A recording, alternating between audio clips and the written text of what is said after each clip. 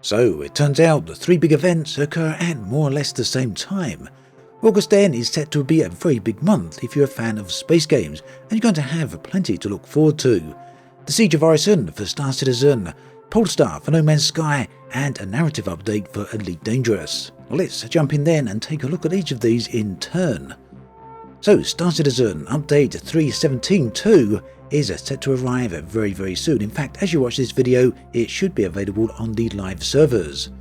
The big news here is a huge dynamic event for the game. In fact, it is the largest dynamic event that Star Citizen has ever run.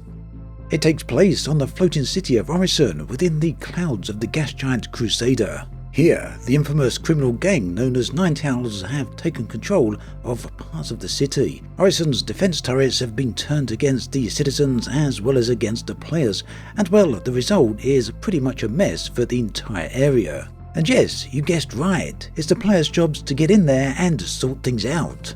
But how this all actually plans out is going to be very interesting, to say the least. Now, Star Citizen, of course, is known for relatively common server stability issues, but some of this may be fixed with the latest update. CIG have said that with patch 3.17.2, they're increasing the server cap from 50 all the way up to 100 players. Now, this is a huge difference, and it has been tested on the PTU. There's some amazing little video clips of everything in action, a nice example right here. Elsewhere in the update are some new missions, some new crash sites. The Reclaimer one specifically looks very nice, as well as some wrecks out there in space that you can get in there and take on a few missions. The latest update then is definitely a big one. It comes with plenty of new content.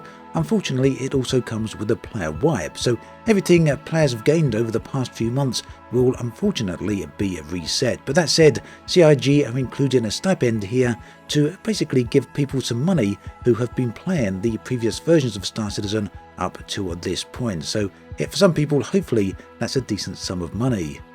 At any rate, the headline feature here for this particular video, the event, will certainly be the Siege of Orison. Now, sticking with the theme of updates and events, No Man's Sky has recently received an update in the form of Endurance. It's also received a big in-game event. This is called the Polestar, and it's the game's latest expedition. Now, the expedition itself centers around the game's brand new content, and is everything to do with the freighters and the way they've been upgraded. Hello Games have introduced some significant changes to freighters, and well, they're very impressive. I looked at them very recently in a video that you can see linked on the screen right here. Now, in the Expedition 8 Polestar, players' starships, their regular ships, will be pretty much useless really. They won't be able to travel around these star systems in the way they usually can. This means that players will be largely dependent upon their freighter. Ground-based building will also be deactivated, so again, everything focuses on the freighters. You can see right here the number of steps that are involved in the expedition itself. As you complete all of these, the player will be issued with their respective and relevant rewards. There's also some cosmetic unlocks that will become accessible across all of your saves once the expedition and each of its phases are complete. Now, somewhat unusually for No Man's Sky, the duration of this expedition is 2 months long. This is longer than previous expeditions, but there is another distinct difference. Usually when an expedition comes to an end, the player's save is converted into a regular save. This time around, things are different. Players can instead convert their save to a regular save once they have completed the expedition themselves. They don't have to wait for the expedition timer to count down to 0. This is a good thing, as otherwise a 2-month wait might be a long time for many people. The 2-month timer, the 2-month duration of the expedition, is also very nice for people who may miss out on the early phases, so yeah, you can join in anytime here between now and pretty much the end of September. Wow, we're getting through the year fast, aren't we? On another side random note here, a bit of speculation, I wouldn't at all be surprised if the end of this expedition pretty much coincided with another No Man's Sky update. Hello Games have really been pushing these updates out there very fast lately, quite a few of them this year alone. So looking forward to seeing where this game goes. If you haven't yet had a chance to check out the Endurance update, then the Polestar Expedition would be a fantastic way to get involved with that. It will carry you through pretty much all the new content for the update, so yeah, a great way to experience all this new content. And talking of new content, Elite Dangerous is set to receive its 13th update since the release of Odyssey. The update is set to arrive in August, hopefully sooner rather than later, but we'll have to see on that count. It's also still pretty much a mystery what the update is going to contain. But one thing we do know is that it's going to be a narrative update. In-game right now, the story seems to be taking a rather prolonged and drawn-out climax towards the Azimuth saga. This has been focusing on the conflict between humanity and the alien race of the Thargoids. Azimuth, led by the enigmatic Salvation, is developing a superweapon to deploy against the Thargoids, hopefully once and for all eliminating them from the galaxy. Of course, not all players are happy about this, and to be perfectly honest, it seems unlikely this superweapon will be successful. Alternatively, reading between the lines, things may not quite be as they seem. Salvation remains largely a mystery, and has he really got humanity's best interests at heart?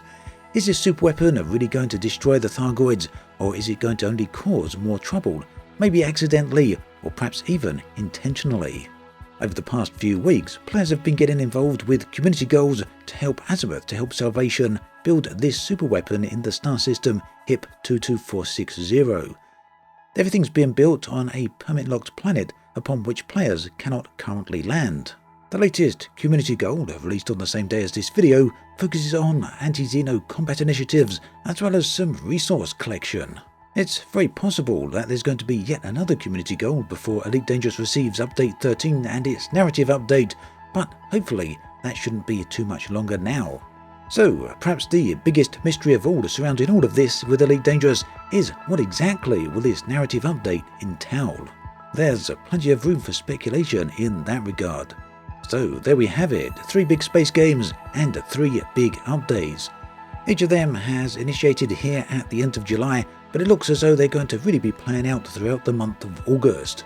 Do let me know in the comment section below which of these has gained most of your interest. Is it Star Citizen with its 3.17.2 update and the Siege of Orison, or is it No Man's Sky with the Endurance update and the Polestar expedition? Or perhaps you favour Elite Dangerous Update 13 and the conclusion perhaps or the extension of the Azimuth saga? Do let me know your thoughts and feelings in the comment section below. I look forward to hearing from you. That then brings us to an end of this video. As always, thanks for watching, and I'll catch you guys and girls next time.